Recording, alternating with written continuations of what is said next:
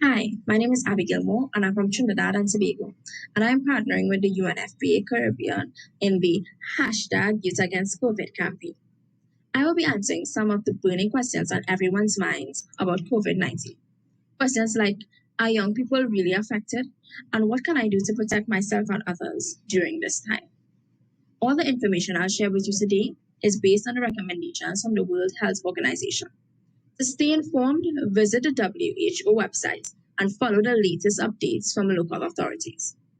I also want to note that some of the information I share here today might be subject to change, as the outbreak is evolving rapidly and we are learning more about the disease every day. So, are young people really affected by COVID-19? Well, it hits certain groups harder than others. The elderly and those with underlying medical conditions have been hit the hardest. But we should not take this for granted.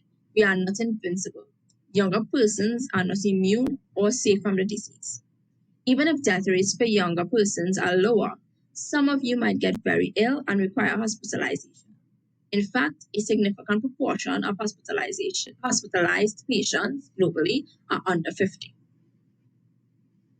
How is the COVID outbreak impacting us? It's impacting all of us differently.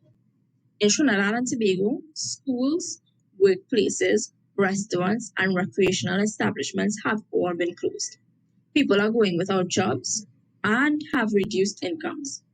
For some of us, home is not always a safe place, and spending more time there can increase the risk of violence and abuse. Research also shows us that pandemics make existing inequalities worse, especially gender inequality. This means women and girls may also be at risk for abuse. How is it affecting our families? All of our families and relatives and loved ones are feeling the impact of COVID-19. They may have lost their jobs, have reduced work opportunities, or feel uncertain about their future. They might also have increased responsibilities at home, such as providing for their families and taking care of children or elders. In my family, persons are working from home. This means catering to others' schedules. It also means that I am now the designated IT technician for my both parents, which is proving to be a very difficult task. So, in the face of all these changes, we must remember that it is 100% okay to not be okay right now. It is important to understand that everyone will react differently to what is happening. Confinement, isolation, and quarantine measures impact everyone. Many of us may sometimes feel hopeless, anxious, lonely, or simply extremely bored. So, what can you do? Small actions make a big difference. Don't panic. Stay informed by checking the WHO website and take proper precautions. Take care of yourself, take care of your family, and take care of your community. This is a time to stand in solidarity with others, especially with health workers and those at greater risk of getting seriously ill. The most important thing you can do for your health and well-being is to protect yourself from infection. If you are unsure how to do this, watch the first video in our series. As much as you can, try to stay healthy. Eat well. Make sure you are getting enough sleep and exercise regularly. Take your regular medication and seek health care if needed. Your mental health is just as important as your physical health. Here are some ways you can stay #healthy at home. Pay attention to your own needs and feelings. You are not alone. Reach out to someone that you trust and share how you feel. If you are feeling stressed, you can limit your daily news intake and take breaks from social media. Physical distancing does not mean you can't stay connected.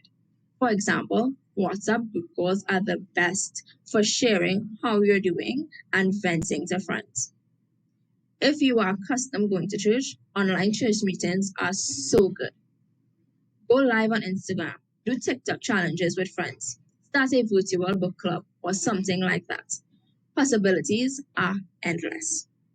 Keep up with your daily routines and try to do things you enjoy to reduce stress.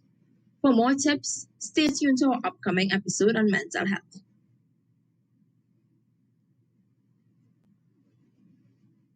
Dr. Tedros of WHO said, "The choice you make about where you go can be the difference between life and death for someone else. Make sure you are doing what you can to keep your community safe. Share what you learn about prevention with your friends and family, and be careful around those who may be at risk. Be a role model for your family and your community, especially those younger than you. Make sure to check in with your family members and ask if they need anything from you."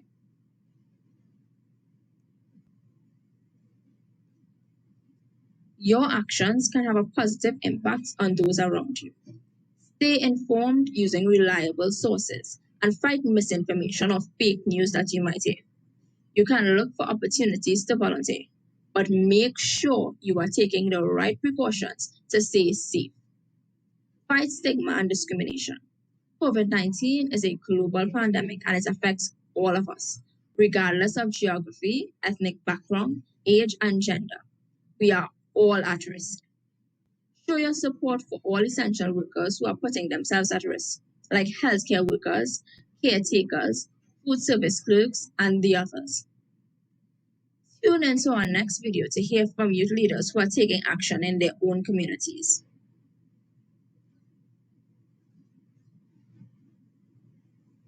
Spread the word. Now that you know more about how young people are being impacted by COVID-19, and even more importantly, how you can take steps to protect yourself and others, use this template to create your own video. Share it with your friends. If you've learned something new today, please join me in recording your own video and share it with your friends.